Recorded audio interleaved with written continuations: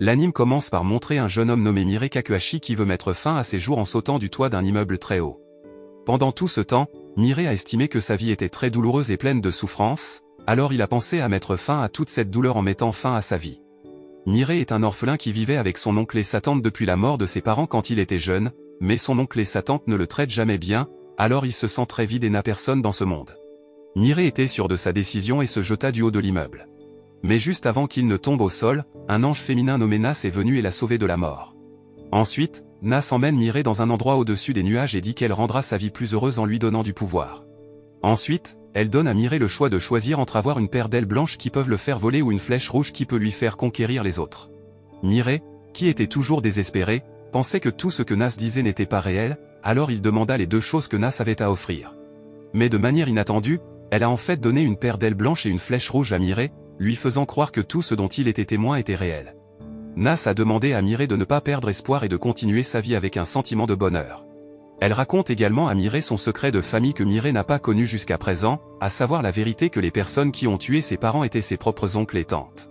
En entendant cela, Mirai parut surprise et avait encore du mal à tout croire, mais finalement, Mirai commença à sentir que tout cela avait du sens. Jusqu'à présent, son oncle, sa tante et son cousin n'ont jamais traité Mirai comme une famille et l'ont toujours torturé comme un esclave. Cependant, il voulait entendre la vérité directement d'eux, alors il est retourné à leur appartement et a mis une flèche dans le corps de sa tante. Soudain, elle est devenue soumise à Mirai et était prête à admettre tous les crimes qu'elle et son mari avaient commis. La tante de Mirai admet également qu'ils ont fait tout cela parce qu'ils voulaient obtenir tout l'héritage du grand-père de Mirai. Ils l'ont délibérément élevé pour obtenir de l'argent d'assurance pour la mort de ses parents. En entendant cela, Mirai était très en colère que sa tante puisse faire tout cela à ses parents, et il lui a inconsciemment demandé de mourir. Soudain, sa tante s'est suicidée parce qu'elle était encore sous l'emprise des flèches rouges. L'oncle de Mirai, qui a été témoin de tous les événements, a eu l'air surpris mais n'a rien pu faire. Pendant ce temps, Mirai, qui venait de se rendre compte qu'il avait tué sa propre tante, était dévasté et avait l'intention d'appeler une ambulance, mais malheureusement, il était trop tard, et un ange de la mort a pris l'âme de sa tante. En voyant sa tante mourir sous ses yeux, Mirai réalisa finalement que mettre fin à ses jours était stupide, et lui rappela tous les beaux souvenirs qu'il avait avec ses parents. Après la mort de sa tante, Mirai s'est enfermé dans sa chambre pendant plusieurs jours car il était encore traumatisé par l'incident.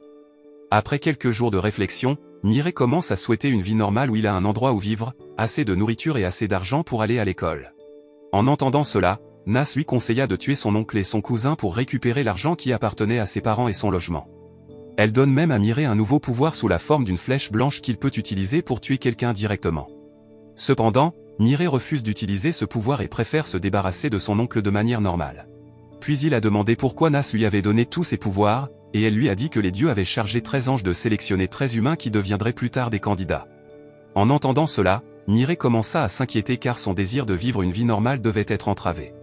Il s'avère que Nas est l'un des 13 anges envoyés par Dieu pour descendre sur Terre et choisir un humain qu'il juge apte à devenir un dieu. Chaque ange rivalise les uns avec les autres pour trouver un humain qu'ils choisiront pour devenir un candidat pour un dieu. Le lendemain, alors que Mirai regardait une émission de télévision, il a vu un comédien masculin très populaire avec un ange qui l'accompagnait toujours. Le comédien nommé Thomas Rodriguez utilise le pouvoir de la flèche rouge pour faire tomber les artistes amoureux de lui, et grâce à ce pouvoir, Thomas a actuellement de nombreuses belles femmes qui lui sont fidèles. Chaque soir, Thomas allait à un rendez-vous avec de jolies filles et s'amusait avec elles toute la nuit. Mais un jour, un jeune homme vêtu d'un costume ressemblant à un cyborg apparut soudain devant Thomas et le tua d'une flèche blanche. Il s'avère que le jeune homme est l'un des candidats de Dieu, comme Mirai, et a l'intention de tuer les autres candidats pour devenir un dieu. Le lendemain, Mirai et Nas sont allés dans un lycée pour s'inscrire, et heureusement, il a été accepté avec succès au lycée après avoir passé la sélection. Après avoir réussi à faire admettre à la police par son oncle qu'il avait tué les parents de Mirai afin qu'il puisse récupérer la richesse qui avait été volée par son oncle. Alors que tout se passait bien pour lui, Mirai paniqua lorsqu'il apprit que Thomas, une bonne candidate comme lui, était décédé subitement sans en connaître la cause.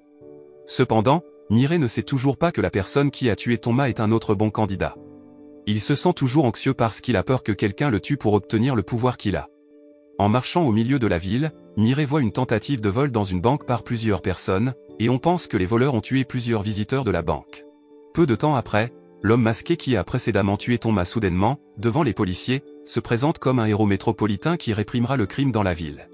Métropoliman tire alors des flèches rouges sur le flic pour que le flic le croie, puis il vole dans la banque en utilisant ses ailes blanches. Avec une attaque ultra rapide, Métropoliman tue les voleurs de banque et sauve plusieurs otages qui sont toujours piégés dans le bâtiment. Après avoir terminé sa mission, Métropoliman annonce qu'il a tué un ennemi sur Terre, et maintenant il n'a plus qu'à tuer 11 autres ennemis pour devenir un dieu. Après avoir entendu cela, Mireille et Nas ont finalement découvert que la personne qui a tué Thomas était Métropoliman, et actuellement, il cible d'autres candidats de dieu à tuer. Voyant cette situation, Mireille a demandé à Nas de retirer le pouvoir des ailes et des flèches de son corps car il voulait vivre une vie normale. Mais Nas a dit qu'elle ne pouvait pas faire ça parce que si elle retirait le pouvoir de son corps, Mireille pourrait mourir. Le lendemain, lorsque Mireille arrive à l'école, il voit un autre ange voler autour de son camarade de classe, Saki Hanakago. Il s'avère que Saki était l'ami d'école de Mireille dans son ancienne école, et tout ce temps, il a secrètement aimé Saki, mais il n'ose pas lui exprimer ses sentiments. Lorsque Saki a vu Mireille devant elle, elle a soudainement tiré une flèche rouge sur son corps pour que Mireille suive tout ce qu'elle disait. Il s'avère qu'elle voulait qu'il vienne dans sa chambre et l'Y attende jusqu'à ce qu'elle rentre de l'école. Lorsque Saki est arrivée à la maison, elle a été présentée à un ange nommé Revel, un ange masculin de premier niveau qui ne pouvait lui donner que le pouvoir d'une flèche rouge. Peu de temps après, Revel a demandé à Mireille de devenir l'aile de Saki et de l'emmener voler dans le ciel, afin qu'ils puissent s'entraîner à voler ensemble. Quand ils volaient, Mireille a été surpris de voir le visage de Saki, qui avait l'air si sombre, alors il lui a demandé d'être plus gai et de commencer à vivre heureux. Après avoir fini de voler ensemble, Revel a demandé à Mireille d'aider à tuer Métropoliman afin que Saki puisse survivre en étant la cible de Métropoliman. Même si Mireille est en fait quelqu'un qui ne peut pas tuer d'autres personnes, il est toujours sous l'influence de la flèche rouge de Saki, alors il obéit aux paroles de Revel et part à la recherche de Métropoliman. Cependant, Nas a arrêté Mireille car c'était trop dangereux pour lui et a ensuite demandé à Revel de travailler ensemble. Heureusement, Revel et Saki ont accepté, alors ils ont sorti des flèches rouges du corps de Mireille et lui ont demandé de rester avec eux. Quelques jours plus tard, Métropoliman a diffusé sur l'une des chaînes de télévision et a annoncé qu'il invitait les 11 autres candidats de dieu au stade Jinbo pour une réunion. Métropoliman a fait tout cela exprès pour pouvoir attirer tous les candidats de dieu à cet endroit et les tuer tous. Le lendemain, Mireille et Saki décident de venir au stade et d'attendre dans les sièges du public pour savoir ce que Métropoliman va réellement faire. Pendant ce temps, Nas et Revel attendront et regarderont l'émission de chez eux, alors Métropoliman ne se rend pas compte que Mireille et Saki sont des candidats de dieu. Lorsque l'événement diffusé en direct à la télévision a commencé, Métropoliman est venu au milieu du terrain du stade et a été suivi par plusieurs autres candidats de dieu. Soudain, un candidat dieu vêtu d'un costume de Rangers bleu se déplace vers le centre du terrain et l'attaque avec une flèche rouge. Mais il s'avère que la personne au milieu du terrain n'est que le faux métropolitain, tandis que le vrai se cache toujours quelque part. Les candidats de dieu, qui se font appeler Métroblu et Métroyello, allument le micro et demandent au vrai Métropoliman de sortir de sa cachette. Il s'est avéré qu'il s'agissait d'un homme nommé Shogo Takeyama et Saburo Tabushi, qui ont tous deux échoué à leurs examens universitaires et ont décidé de mettre fin à leur jour ensemble. Mais juste avant qu'ils ne le fassent, deux anges féminins viennent les sauver et leur promettent une nouvelle vie plus heureuse. Lorsque Métroblu et Métroyello défiaient Métropoliman de venir au stade, une petite fille nommée Shiyo Nakayama a été vue volant au milieu du terrain avec ses ailes blanches et ayant l'intention de les rejoindre.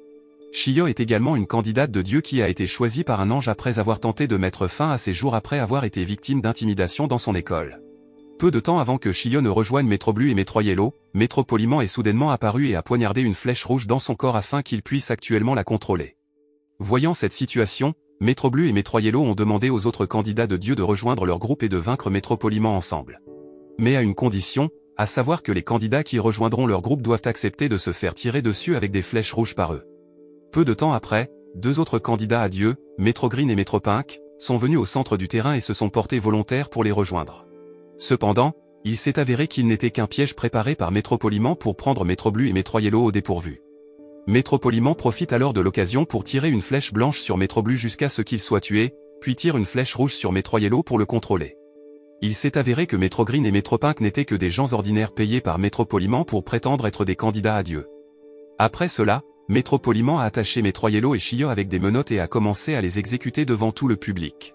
Quand Shiyo a vu Métroyello, qui est mort à côté d'elle, elle a crié à l'aide de tout le monde pour la sauver. Mireille et Saki, qui ont vu ce qui s'est passé, ont paniqué et confus. Ils ne savaient pas quoi faire dans une telle situation. À cause de la panique, Saki n'arrêtait pas de supplier tout le monde à cet endroit de sauver Shiyo, mais malheureusement, il était trop tard. Métropoliman l'a tué et lui a pris le pouvoir afin qu'il puisse devenir plus fort. Peu de temps après, Nas est venue au milieu du stade et a demandé à Métropoliman de parler en privé. Puis elle a demandé à tous les candidats de quitter le stade en toute sécurité et de regagner leur domicile respectif. La nuit, lorsque Mireille est arrivé à la maison, il était toujours hanté par la terrible mort de Shiyo, et cet incident lui a rappelé ce que son père avait dit. Son père lui a dit un jour de ne haïr personne et de ne jamais blesser les autres même s'ils agissaient de manière méchante avec lui. C'est ce qui fait de Mireille un jeune homme très naïf qui ne peut pas rembourser les mauvaises actions commises par d'autres personnes. Le lendemain, Saki propose de rassembler d'autres candidats et les invite à travailler ensemble pour battre Métropoliman. Elle était à peu près sûre que les autres candidats de Dieu estimaient que Métropoliman était une menace pour eux, alors elle était sûre que les autres candidats seraient prêts à travailler avec eux. Au milieu de la conversation, un homme d'âge moyen nommé Nanato Mukedo est venu chez Saki et a dit qu'il les rejoindrait. Mukedo est un ingénieur qui travaille pour une entreprise de fabrication de combinaisons de combat et a une famille.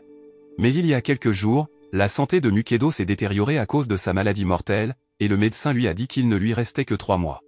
Soudain, un ange féminin nommé Barret s'est approché de lui et lui a offert une vie meilleure en tant que candidat à Dieu. Après que Mukedo ait officiellement rejoint Saki et Mireille, ils ont décidé de faire un costume pour que Métropoliman ne connaisse pas leur identité. Ailleurs, un jeune homme riche et beau nommé Uryu Kanade vit sa vie de lycéen comme d'habitude. Mais les gens ne savent pas que Kanade est en fait la vraie forme de Métropoliman, qui a déjà tué 4 autres candidats de Dieu. Pendant l'heure du déjeuner, une camarade de classe de Kanade nommée Minami Kawa s'est approchée de lui et l'a invité à voir les belles filles à côté de leur classe. Cependant, Kanade n'était pas intéressé par cela et a ensuite demandé à Minami ce qu'il ferait s'il avait le pouvoir de devenir un dieu. Puis il a dit avec désinvolture qu'il tuerait toutes les femmes laides et pauvres de cette terre.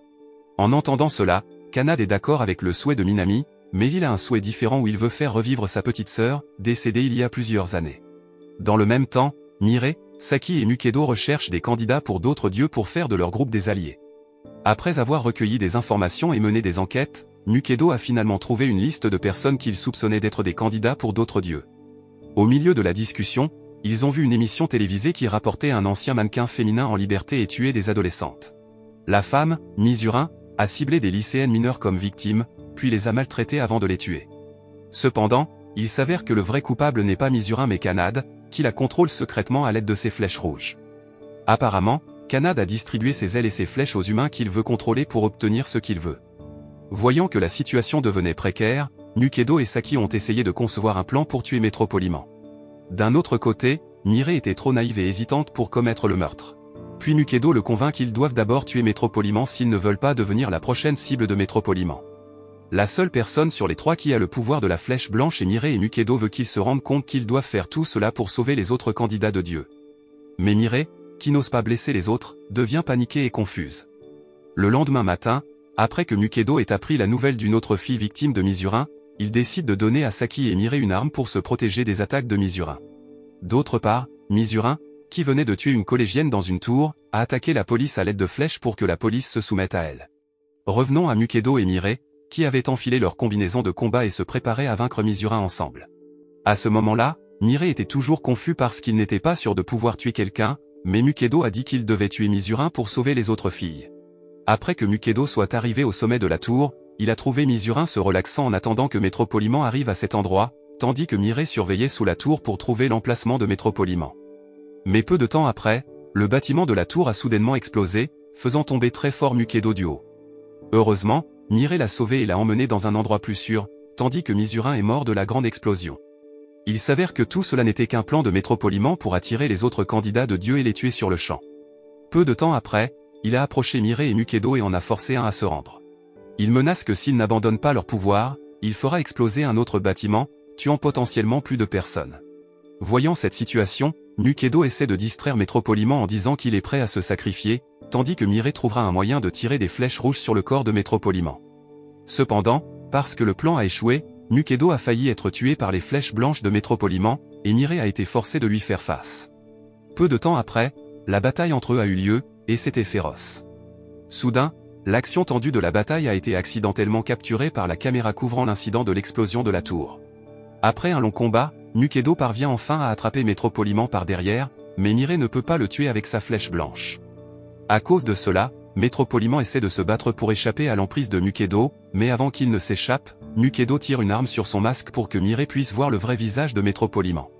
La nuit suivante, lorsque Mireille et les autres discutent chez Saki, il sent qu'il n'est pas apte à se joindre au combat car il n'ose pas tuer les autres. Ces derniers jours, les amis de Saki ont commencé à bavarder sur la relation entre Saki et Mireille parce qu'ils pensent avoir une liaison. Mais Saki a nié toutes les accusations et a dit qu'elle n'avait pas de sentiments pour lui. Le lendemain, Mireille a toujours surveillé et suivi secrètement Saki partout pour la protéger des attaques de Métropoliman ou d'autres candidats de Dieu. En revanche, lorsque Kanade est entré en classe, ses amis avaient l'air inquiets de voir sa tête gravement blessée. Cependant, il a menti à tout le monde dans la classe en disant qu'il n'avait glissé qu'en descendant les escaliers. Mais Minami, qui s'est récemment senti étrange par son attitude, a finalement réalisé que Kanade était le vrai métropolite. Alors elle préfère faire semblant de ne rien savoir car elle ne veut pas se mettre en danger. Revenons à Mireille, qui discutait avec Saki et Mukedo pour savoir qui se cache derrière le costume de Métropoliman basé sur les caractéristiques données par Mireille. Mireille révèle que Métropoliman est un jeune homme dont l'âge n'est pas très différent du sien, qui a la peau blanche pâle et qui est plutôt beau. En entendant cela, Mukedo a demandé à Mireille de rappeler le visage du mystérieux jeune homme et de dessiner son visage sur un morceau de papier. Une autre nuit, Saki s'approche soudainement de Mireille et a l'intention de dormir à côté de lui sans raison apparente. Puis elle lui présente ses excuses car pendant tout ce temps, elle avait intimidé Mireille alors qu'ils étaient tous les deux encore dans leur ancien lycée. Lorsque Saki a voulu rencontrer Mireille pour lui présenter ses excuses, elle a dû le voir, qui était sur le point de mettre fin à ses jours en sautant du haut de l'immeuble. L'incident a traumatisé Saki et elle s'est sentie tellement coupable à propos de Mireille qu'elle avait l'intention de mettre fin à ses jours en se noyant dans la mer. À cette époque, Saki a rencontré Revel et est devenu l'un des candidats de Dieu, tout comme Mireille. Jusqu'à présent, elle est toujours hantée par un énorme sentiment de culpabilité envers lui, alors cette nuit-là, elle le supplie de la tuer. De manière inattendue, Mireille a obéi aux paroles de Saki et avait l'intention de la faire tomber d'une hauteur pour qu'elle meure. Revel, qui a vu ce qui s'est passé, a commencé à paniquer et il avait l'intention d'aider Saki, mais Nas a continué à le bloquer et lui a demandé de ne pas intervenir. Lorsque Mireille a presque lâché la main de Saki, elle a eu l'air très effrayée et a commencé à réaliser qu'elle n'était toujours pas prête à quitter ce monde. Puis elle serra fermement la main de Mireille et le supplia de lui pardonner. Mireille, qui ne l'a jamais détesté, l'a sauvé. Depuis lors, ils se sont promis de toujours prendre soin l'un de l'autre et de continuer à se battre ensemble pour vivre une vie plus heureuse. Après que Saki ait abandonné tous les fardeaux de culpabilité qu'elle portait, elle a lentement commencé à se transformer en une fille plus joyeuse et était de plus en plus désireuse d'aider l'équipe à accomplir sa mission. Elle a même loué un appartement plus grand pour qu'ils puissent tous tenir des réunions plus confortablement et faire de cet endroit leur base. Puis elle demande à Barret comment elle peut obtenir une paire d'ailes blanches comme Mireille. Peu de temps après, Barret explique qu'un ange céleste comme Revel ne peut pas donner une paire d'ailes à son candidat choisi car Revel est l'ange du premier degré. Contrairement à Nas, qui est un ange d'un niveau spécial qui peut donner plus de pouvoir à l'humain qu'il a choisi. Ensuite, Barret dit que Saki peut avoir les ailes si elle tue les autres candidats de Dieu et leur prend le pouvoir de l'aile. Mais parce que Saki ne veut pas tuer d'autres personnes, la seule façon d'obtenir des ailes est d'augmenter le niveau de puissance de Revel pour devenir un ange de deuxième niveau afin qu'il puisse donner à Saki le pouvoir d'une paire d'ailes blanches. D'autre part, Kanade et son ange féminin, Mesa, regardent les séquences vidéo de la bataille entre lui et Mukedo pour analyser les pouvoirs de Mukedo. Mesa est un ange d'un niveau spécial comme Nas, et elle est connue comme un ange cruel qui a poussé Kanade à tuer d'autres candidats de Dieu. Revenons à Mireille et son équipe, qui viennent d'arriver dans une ancienne église qui n'a pas été utilisée depuis longtemps, où ils prévoient d'utiliser l'église comme nouveau siège social. Dans le même temps, Mukedo a terminé la confection d'un costume multifonctionnel de Rangers pour Saki, tandis que Revel peine toujours à augmenter son niveau de force. D'autre part, un homme nommé Hajime Sokotani, un candidat de Dieu, emploie un détective privé pour trouver des informations sur l'identité des autres candidats de Dieu. Hajime était à l'origine un homme très pauvre et pas très beau, donc tout au long de sa vie, il a toujours été maltraité par les gens autour de lui. La seule famille que Hajime avait également décédée il y a quelques années, il a donc décidé de mettre fin à ses jours. Mais juste au moment où Hajime était sur le point de le faire, un ange masculin nommé Balta est venu et lui a promis une vie plus facile. Après cela, Hajime utilise le pouvoir de la flèche rouge pour faire tomber une fille amoureuse de lui afin que la fille tombe amoureuse et soit prête à sortir avec lui. Mais quand Hajime était sur le point d'embrasser la fille, il a accidentellement vu son visage du reflet et est devenu très peu sûr de son propre visage. Par conséquent, il a décidé de faire de la chirurgie plastique et de changer son visage pour être plus beau afin que les gens soient plus fascinés par lui. Après que Hajime ait découvert que Kanade était l'un des candidats de Dieu comme lui, il est devenu obsédé par Kanade et a choisi de travailler avec lui. Par la suite, Kanade a utilisé Hajime comme pion pour attirer Mukedo et les autres candidats de Dieu. Le lendemain, Hajime a porté l'ordre de Kanade et a kidnappé les membres de la famille de Mukedo dans un bâtiment d'un parc d'attractions. Puis Kanade a contacté Mukedo et lui a dit où sa famille était détenue afin que Mukedo puisse tomber dans le piège qu'il avait préparé. Peu de temps après, Mukedo et Mireille se rendent sur les lieux avec Nas tandis que Saki et Revel se battront pour augmenter son niveau de puissance afin qu'il puisse donner à Saki une paire d'ailes. Lorsque Mireille et Mukedo sont arrivés au parc d'attractions, Mukedo s'est précipité dans la serre pour y sauver sa femme et sa fille. Mais apparemment, ce n'était qu'un piège pour que Kanade et Hajime puissent l'enfermer à cet endroit. Après que Mukedo soit tombé dans le piège, Kanade et Hajime l'ont attaqué de deux directions différentes. Mais Mirai essaie d'éviter l'attaque et entre dans la serre pour aider Mukedo à sauver sa famille. Peu de temps après, Mirai et Mukedo ont porté sa famille et ont essayé de s'envoler hors de la serre, mais leurs efforts ont continué d'échouer. Après avoir réussi à piéger Mukedo et Mirai dans la serre, Kanade ordonne à Hajime de garder la serre pendant qu'il les surveille depuis l'ordinateur de sa maison. Hajime, qui n'avait jamais reçu l'amour de sa famille, a été très surpris quand il a vu Mukedo prêt à se sacrifier pour sa famille. Après avoir été piégé dans la serre pendant plusieurs jours, Mirai et Mukedo commencent à s'essouffler alors qu'ils continuent à se forcer à utiliser leur pouvoir. D'un autre côté, Saki, inquiète parce que Mirai n'est pas rentré à la maison, s'est mise à pleurer, et ses larmes ont miraculeusement fait monter Revel de niveau pour devenir un ange de 2e niveau. En conséquence, Revel a donné à Saki le pouvoir d'une paire d'ailes blanches, alors elle a utilisé ce pouvoir pour sauver Mirai et Mukedo. Lorsque Saki et Revel sont arrivés à destination, Nas et Barret, qui s'étaient auparavant cachés quelque part, sont également apparus pour les aider à sauver Mirai et Mukedo. Ensuite, ils ont décidé de tirer des flèches sur Hajime pour le contrôler, et Saki a également réussi à le faire se soumettre à elle. Après avoir réussi à maîtriser Hajime, Saki essaie de le tenter pour qu'il soit prêt à faire défection et à l'aider à combattre Kanade. Étonnamment, Hajime a fondu dans son charme et a aidé Saki à pénétrer dans la serre à l'aide d'une épée jusqu'à ce que le bâtiment de la serre se fissure. Kanade, qui s'en est rendu compte, s'est précipité sur les lieux pour attaquer Saki, mais Hajime, qui s'était rangé du côté d'elle, l'a protégé de l'attaque. Dans le même temps, Mukedo et Mirai avaient également réussi à sortir de la serre grâce aux fissures créées par la lame de Hajime plus tôt. Ensuite, Saki se précipite pour emmener en toute sécurité la fille et la femme de Mukedo dans leur cachette avant de finalement s'en prendre à Mirai et Mukedo pour combattre Kanade. Arrivé sur place, Revel conseilla à Saki, Mirai et Mukedo de tirer leurs flèches rouges l'un sur l'autre afin qu'ils ne soient pas capturés par les flèches ennemies.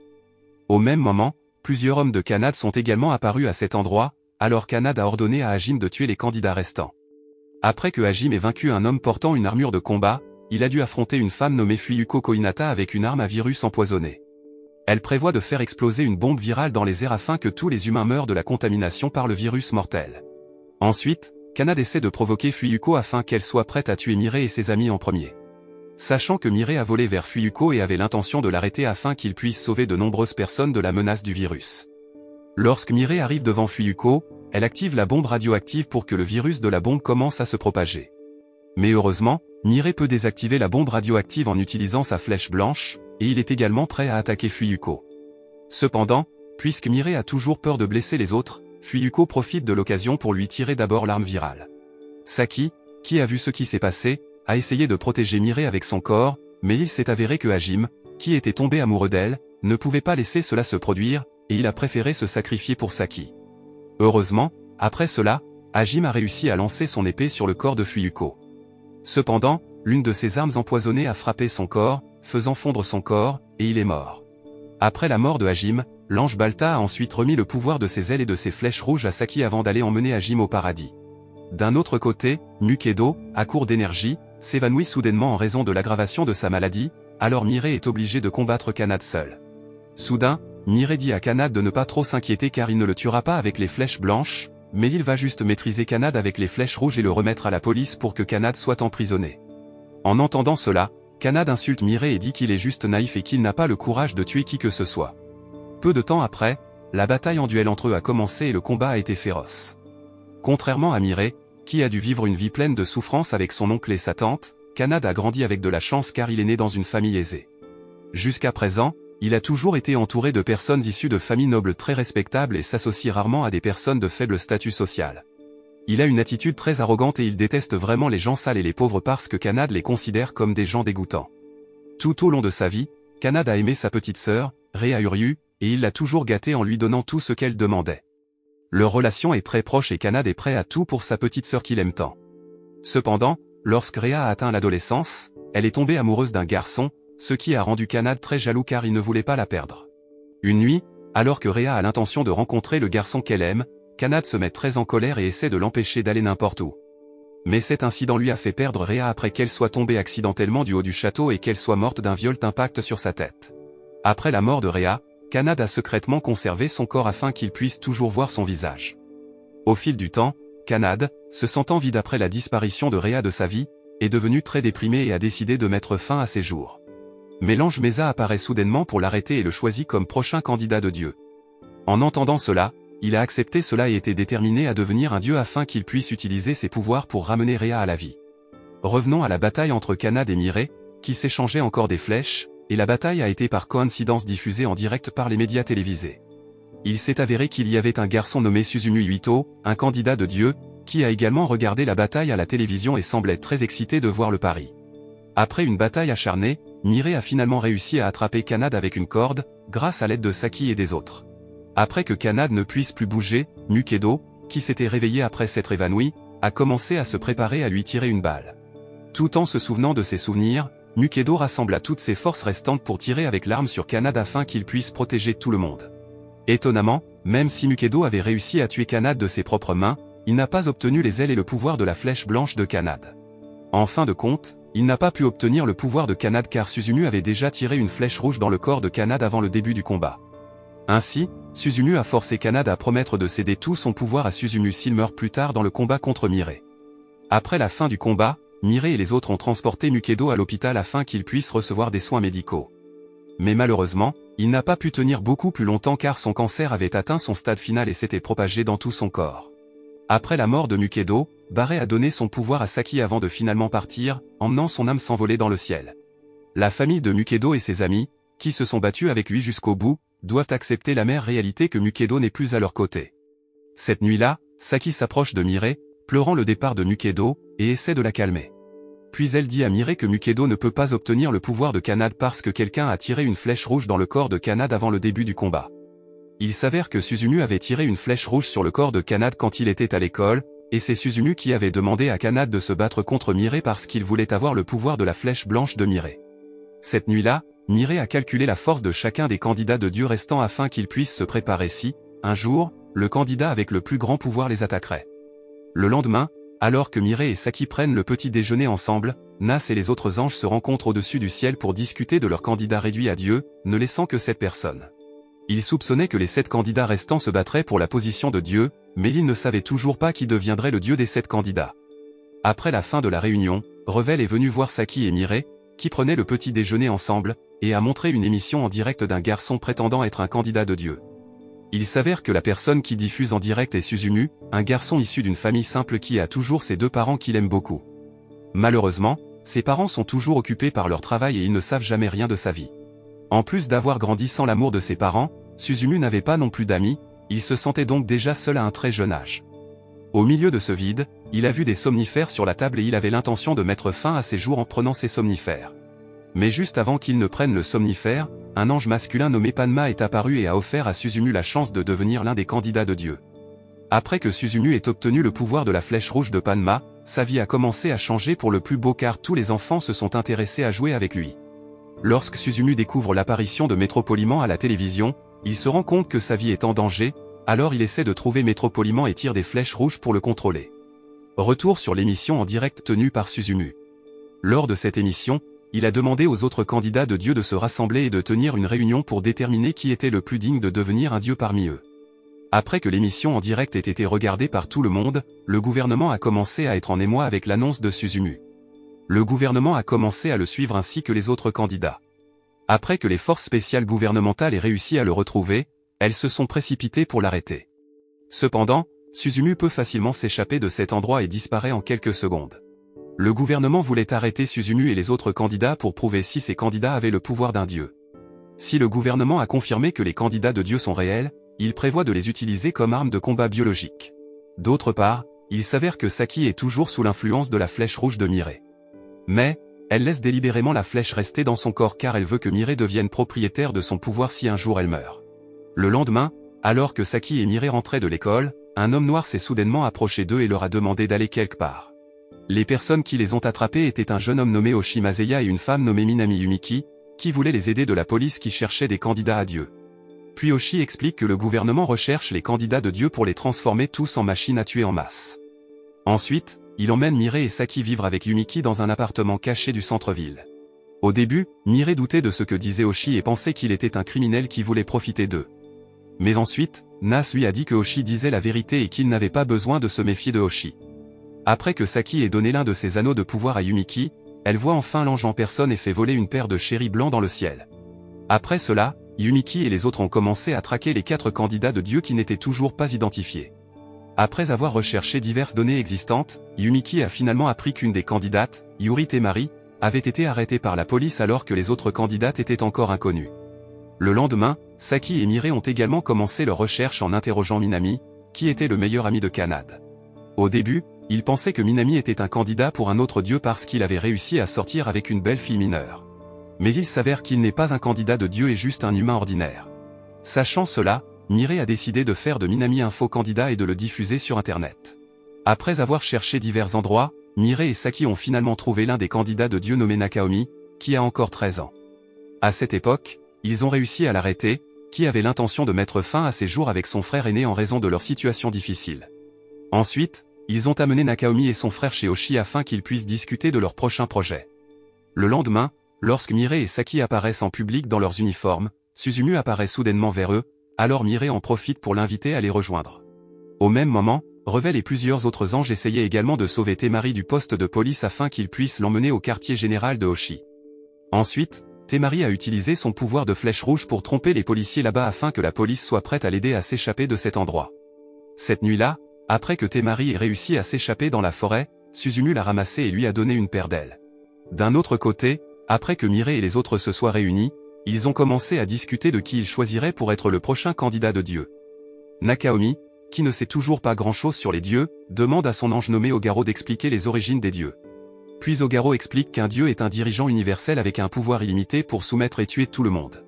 Par conséquent, le candidat qui doit être choisi pour devenir un dieu doit être un humain qui a toujours été sage pour déterminer le sort de l'humanité. Après que Mirai et les autres aient discuté, ils ont finalement décidé de choisir Nakaomi comme principal candidat à choisir pour devenir un dieu. Mais avant de le remettre à Dieu, ils doivent trouver un dernier candidat à Dieu et déterminer si le candidat accepte l'accord. Il s'avère que le candidat final de Dieu est un professeur de physique nommé Gaku Yoneda, qui a toujours passé son temps à faire de la recherche et qui interagit rarement avec d'autres humains. Le lendemain, après que Mirai ait découvert que le dernier candidat de Dieu était Yoneda, ils ont décidé de tenir une réunion dans un lieu public et d'être vus par tout le monde sans avoir à garder à nouveau leur véritable identité secrète. Mais apparemment, Yoneda préfère envoyer son ange, Muni, venir à la réunion, alors qu'il regardera la réunion via la vidéo en direct. Au cours de cette réunion, le gouvernement a envoyé des troupes militaires spéciales pour arrêter tous les candidats de Dieu à cet endroit afin de faire paniquer les civils. Yoneda, qui a vu l'incident en direct, a contacté le Premier ministre et lui a demandé d'arrêter l'attaque. Yoneda a expliqué qu'il n'avait besoin que de 24 heures pour discuter du candidat qu'il choisirait pour devenir un dieu. En conséquence, le Premier ministre a ordonné au département de la Défense de retirer les forces militaires et de permettre aux candidats de Dieu de poursuivre le processus électoral.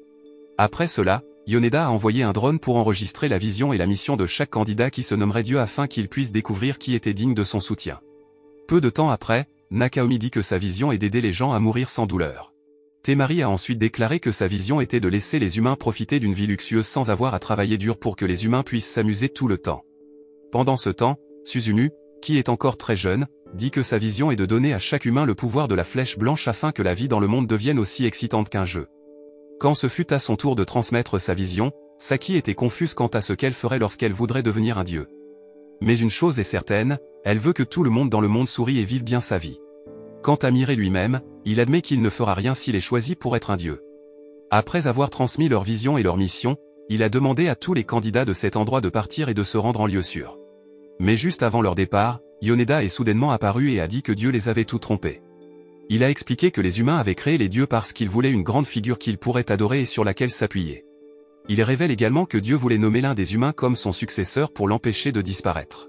En entendant cela, Mirai a demandé à Yoneda si, en effet, les dieux avaient été créés par les humains, alors pourquoi les dieux ont-ils cherché des candidats à travers les humains?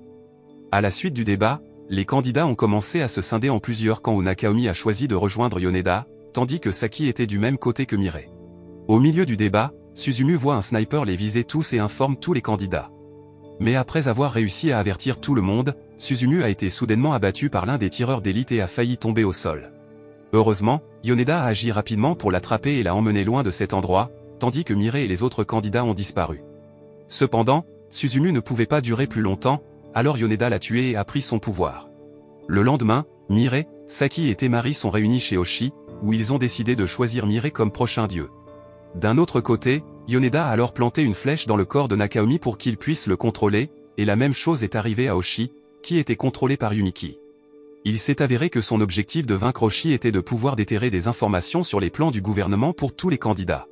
Puis Yumiki a demandé à Oshi de parler à Yoneda après avoir découvert que Oshi était son camarade de classe au lycée. Auparavant, Yoneda n'allait à l'école que 2 semaines et préférait étudier seul à la maison jusqu'à ce qu'il réussisse finalement à devenir le grand chercheur qu'il est aujourd'hui.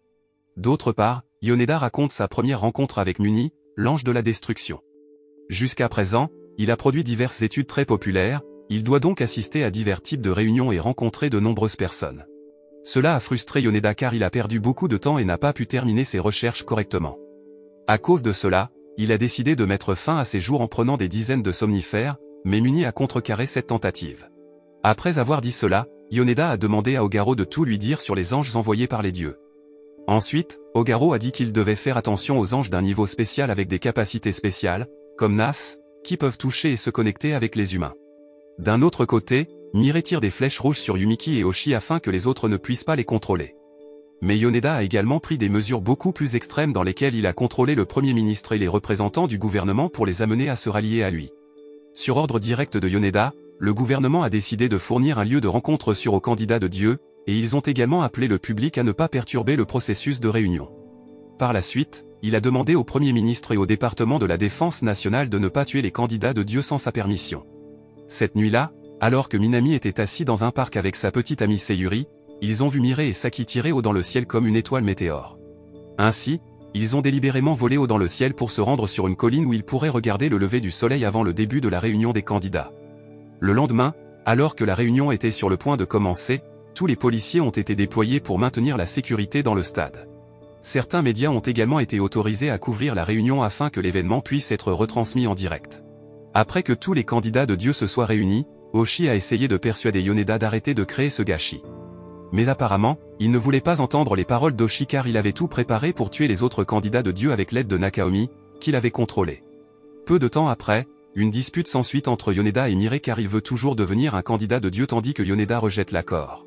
Peu de temps après, Yoneda a demandé aux autres candidats de les laisser au stade afin qu'ils puissent en discuter en privé.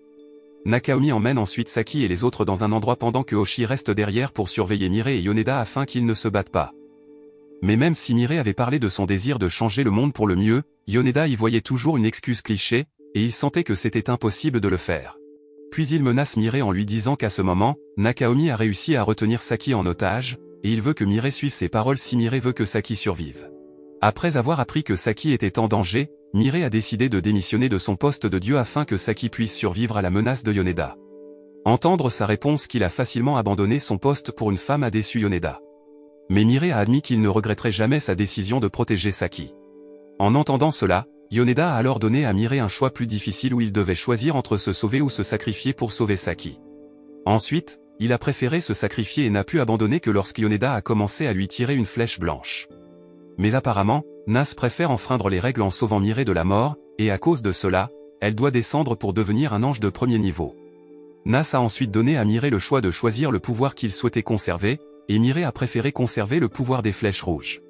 Voyant qu'il avait survécu, Yoneda a tenté d'attaquer Mire une seconde fois en utilisant une flèche blanche, mais Saki, qui avait été libéré de Nakaomi, est soudainement apparu et a sauvé Mire.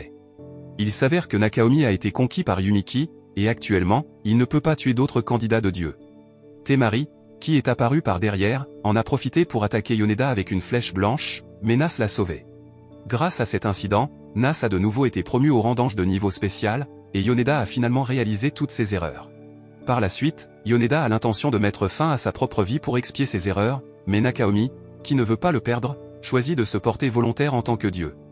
Après que tous les candidats aient convenu que Nakaomi deviendrait le prochain Dieu, il a été emmené par les anges dans le ciel pour rencontrer le vrai Dieu.